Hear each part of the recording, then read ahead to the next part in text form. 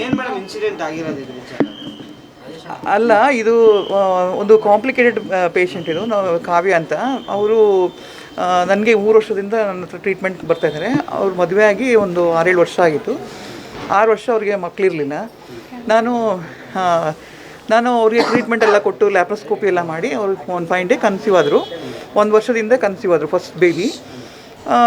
First ಅದು twins. ಅದು ಆವಾಗಲೂ ಅವಳಿಗೆಲ್ಲ ತುಂಬ ಕಾಂಪ್ಲಿಕೇಶನ್ ಎಲ್ಲ ಇತ್ತು. ಜಾಸ್ತಿ ಬಿ ಪಿ ಎಲ್ಲ ಪ್ರೆಗ್ನೆನ್ಸಿನಲ್ಲಿ ಬಿ ಪಿ ಆಗುತ್ತಲ್ಲ, ಅದೆಲ್ಲ ಇತ್ತು ಅವಳಿಗೆ. ಅದು 2 ಟ್ವಿನ್ಸ್ ಆಗಿತ್ತಲ್ಲ, 2 ಮಕ್ಕಳಲ್ಲಿ ಒಂದು ಮಗು ಇದು ಪ್ಯಾಪ್ರೇಷಿಯಸ್ ಅಂತ ಹೇಳ್ತೀವಿ. ಅದು ಒಳಗಡೆ ಡೆತ್ ಆಗುತ್ತೆ ಒಂದು ಮಗು. ಇನ್ನೊಂದು ಅದನ್ನು ನಾವು ಪ್ರತಿ ವಾರನೂ ಅದರಿಂದ ಕಾಂಪ್ಲಿಕೇಶನ್ ಆಗ್ಬೋದು ಮದರ್ಗೆ. ಅದು ಪ್ರತಿ ವಾರನೂ ಏನಾದ್ರು ಆಗುತ್ತಾ, ಮದರ್ಗೆ ಏನಾಗುತ್ತಾ, ಮಗುಗೆ ಏನಾರು ಆಗುತ್ತಾ ಅಂತ ಮಾನಿಟರ್ ಮಾಡ್ಕೊಂಡು ಬಂದು 8 ಮಂತ್ ತನಕ ಹೋಗಿದ್ದು. 7.5-8 ಮಂತ್ಸ್ ತನಕ ಕರ್ಕೊಂಡು ಹೋಗಿದ್ದು. ಆಮೇಲೆ ಅವಳಿಗೆ ಜಾಸ್ತಿ ಬಿ ಪಿ ಆಗಿಲ್ಲ ಫಸ್ಟ್ ಮಗುನಲ್ಲಿ. ಅವಳಿಗೆ ಸಿಸೇರಿಯನ್ ಮಾಡಿ ಮಗು ತೆಗೆದು ಅದೊಂದು 800 ಗ್ರಾಮ್ಸು, ಒಂದು 900 ಗ್ರಾಮ್ಸ್ ಇತ್ತು ಅದು. ಆಮೇಲೆ ಅದು ನರ್ಸಲ್ಲಿ ಇತ್ತು. ನರ್ಸಲ್ಲಿ ಇದ್ಬಿಟ್ಟು ಒಂದು 15 ದಿವಸ ಆದಮೇಲೆ ಅದು ಹೋಯಿತು.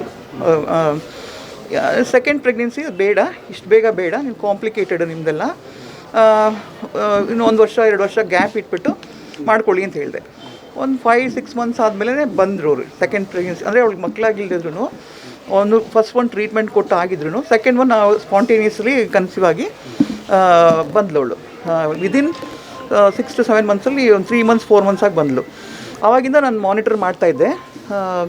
ಆಮೇಲೆ ಬಿ ಪಿ ಸ್ವಲ್ಪ ಅವಳಿಗಿತ್ತು, ಮೈಲ್ಡಾಗಿ ಡೋಸ್ ಎಲ್ಲ ಟ್ರೀಟ್ಮೆಂಟ್ ಎಲ್ಲ ಕೊಡ್ತಾಯಿದ್ದೆ. 8 ಮಂತ್ ತನಕನೂ ಇದ್ಲು ಚೆನ್ನಾಗಿಲ್ಲ. ಒಂದು 5 ಡೇ ಜಾಸ್ತಿ ಆಯಿತು ಬಿ ಪಿ. ಒ ಪಿ ಡಿಗೆ ಬಂದಾಗ ನನಗೆ ರೆಗ್ಯುಲರ್ ಚೆಕಪ್ ಬರ್ತಿದ್ಲು. ಆವಾಗ ನೋಡುವಾಗ ಜಾಸ್ತಿ ಬಿ ಪಿ ಆಗಿರುವಾಗ ನಾನು ಅಡ್ಮಿಟ್ ಮಾಡಿದೆ. ಅಂದರೆ ಇನ್ನೂ ಅದು ಪ್ರೀ ಟರ್ಮ್ ಆಗಿತ್ತು ಅವಳಿಗೆ, 32 to 34 ವೀಕ್ಸ್ ಆಗಿತ್ತು ಅವಳಿಗೆ. ಆಗ ಇಂಜೆಕ್ಷನ್ ಕೊಟ್ಟು ಮಗು ಹೊರಗೆ ಬಂದಾಗ ಎಲ್ಲ ಚೆನ್ನಾಗಿ ಅಳಬೇಕಲ್ಲ, ಲಂಗ್ಸ್ ಎಲ್ಲ ಎಕ್ಸ್ಪ್ಯಾಂಡ್ ಆಗಿ ಅಳಬೇಕಲ್ಲ, ಅದಕ್ಕೆ ಸ್ಟೀರಾಯ್ಡ್ ಇಂಜೆಕ್ಷನ್ ಅಂತ ಕೊಡ್ತೀವಿ.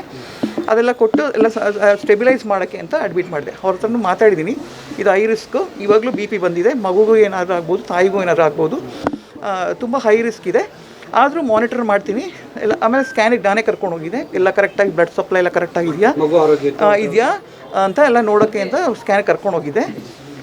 ಸ್ಕ್ಯಾನಲ್ಲಿ ಎಲ್ಲ ಚೆನ್ನಾಗಿತ್ತು. ಅದಕ್ಕೆ ಅವ್ರಿಗೆ ಹೇಳಿದೆ, ಬಿ ಪಿ ಎಲ್ಲ ಕಡಿಮೆ ಆದಮೇಲೆ ಒಂದು ವೇಳೆ ಮನೆಗೂ ಹೋಗ್ಬೋದು ನೀವು, ಇನ್ನೊಂದು ಸ್ವಲ್ಪ ಮುಂದೆ ಹಾಕ್ಬೋದು. ಯಾಕಂದರೆ ಬೆಸ್ಟ್ ಔಟ್ಕಮ್ ಕೊಡಬೇಕು ನಾವು, ಮಗು ತಾಯಿ ಇಬ್ಬರು ಚೆನ್ನಾಗಿರಬೇಕು. ಯಾಕಂದರೆ ಮಗು ಸಾವಿಗೆ ಕಾರಣ ಏನು? ಅದು ಅವಳಿಗೆ ಹೈ ಬಿ ಪಿ ಇತ್ತು. ಅದೇ ನಾನು ನಿಮಗೆ ಅದಕ್ಕೆ ನಮಗೆ ಅದೇ ಹೇಳ್ತಾ ಇರೋದು ನಿಮಗೆ. ಅದಕ್ಕೆ ಅವಳಿಗೆ ನನಗೆ ಎಲೆಕ್ಟಿವ್ ಥರನೇ ತೊಗೊಂಡಿದ್ದು.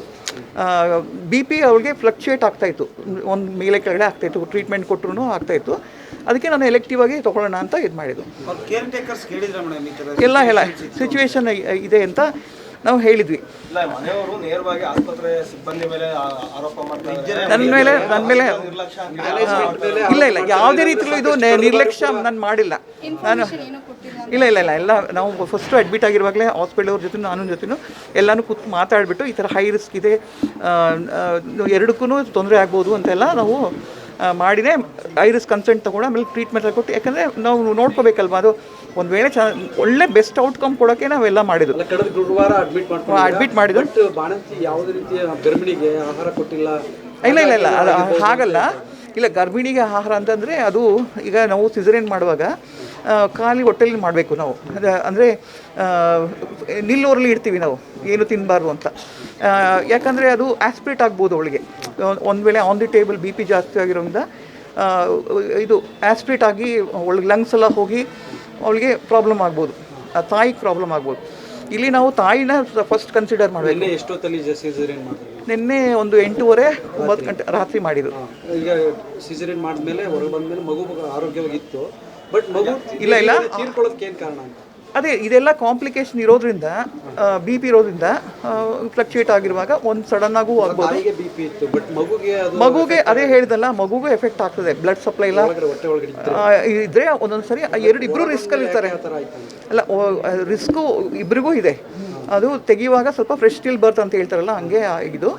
ಅದು ನಾನು ಏನೇ ಅಂತ ಹೇಳ್ತೀನಿ ಅಂದರೆ, ಅವಳಿಗೆ ಬಿ ಪಿ ಜಾಸ್ತಿಯಾಗಿ ಒಂದೊಂದು ಸರಿ ಪ್ಲಾಸೆಂಟಾ ಸಪ್ರೇಟ್ ಆಗುತ್ತೆ ಒಳಗಡೆ, ಅದು ಬ್ಲೀಡ್ ಆಗಿ ಮಗು ಹೋಗುತ್ತೆ. ಆ ಥರ ಏನಿರಲಿಲ್ಲ ಅವಳಿಗೆ. ಬಟ್ ನಾನು ಹೇಳೋದಂದರೆ, ಅವಳು ಮಗು ತೆಗೆಯುವಾಗ ಕಾರ್ಡ್, ಅಂಬಲಿಕಲ್ ಕಾರ್ಡ್ ಅಂತ ಹೇಳ್ತಾರಲ್ಲ, ಅದು ಸುತ್ಕೊಂಡಿತ್ತು, 2 ಸಾರಿ ಸುತ್ಕೊಂಡಿತ್ತು.